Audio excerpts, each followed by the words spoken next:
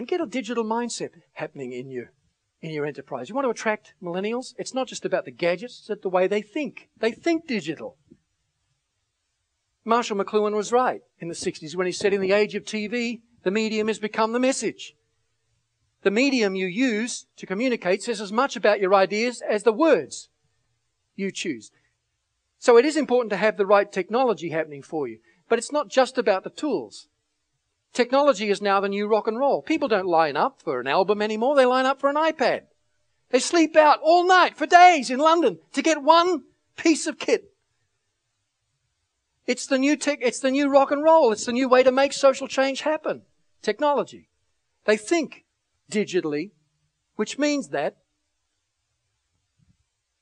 they think with a new vocabulary. Have you noticed how bad they are at spelling? One of the top things employers say to me is, Mel, they're so bad at spelling. Their syntax is all right up the creek. Their grammar's terrible. Well, that's text. 74% of text messages are written by this generation all over the world. This is a generation that really has learned its syntax from digital equipment. And so its vocabulary is different.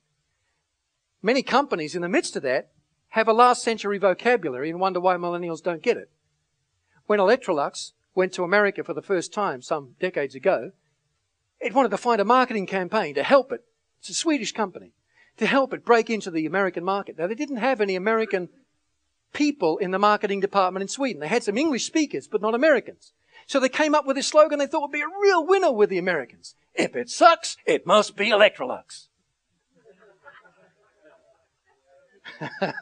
That'll really work, won't it?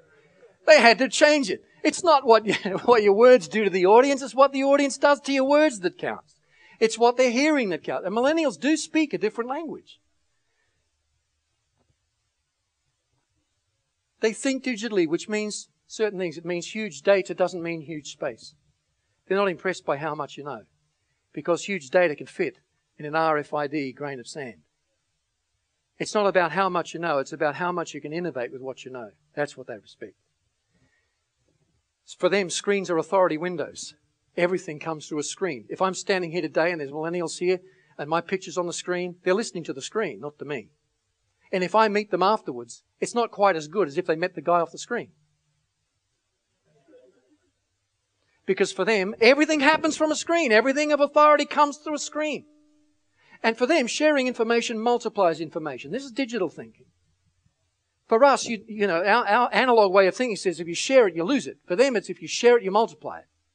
So they are looking to work for companies that don't have rigid lines between what we share and what we don't. Obviously, there's proprietary information that is private, but there's also a sharing that goes on beyond that.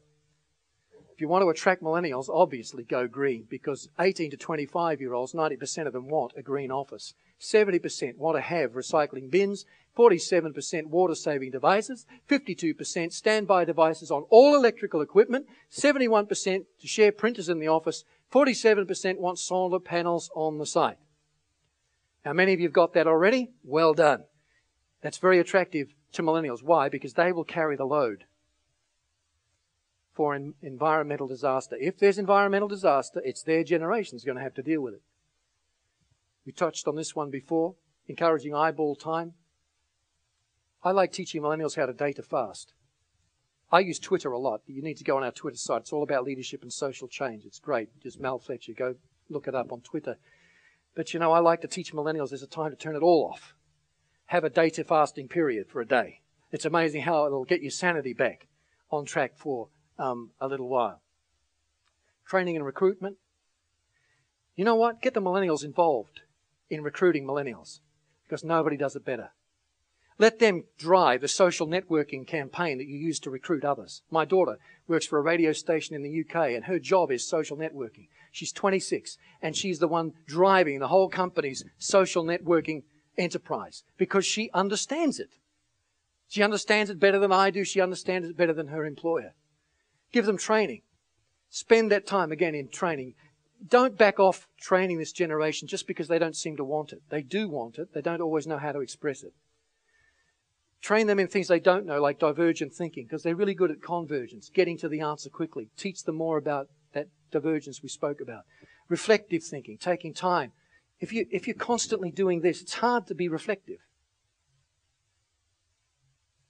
The psychologists call it constant partial attention. You're flitting from one screen to another, one device to another. You can't focus for long enough, and employers tell me this. I can't get them to carry an argument through from beginning to end. They lose it halfway through. We can help them with that. We can teach them how to think reflectively in order to build argument, to build story. Strategic thinking is important, long term.